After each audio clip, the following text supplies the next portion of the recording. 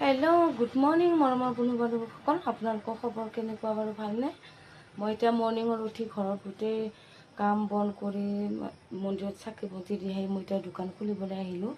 এয়া দেখিছে, যোৱাকালি বহুত গৰম আছিলে, থাকিব নোৱাৰা আছিলে, ঠাণ্ডা পানী বিক্ৰী হৈছিলে। আজি অলপ বৰষুণটো দিও দিও কৰি আছে, থাকে আজি ঠাণ্ডা বিক্ৰী নহ'ব, বাৰু মানুহে বেছি পানী নাখাব।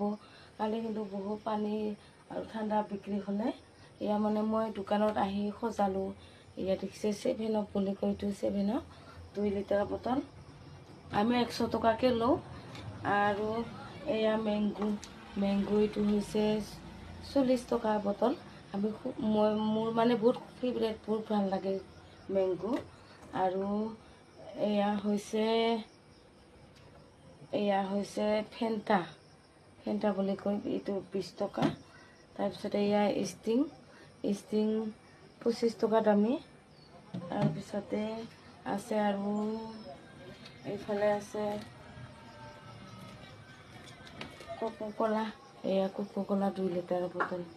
এতিয়া মানে ফ্ৰিজত ভৰাই মেলি থৈ দিম, কাৰোবাক লগা হ'লে লৈ যাব, খাব। গৰম পৰিলে যিহেতু খাবই, বহুত ভাল লাগে।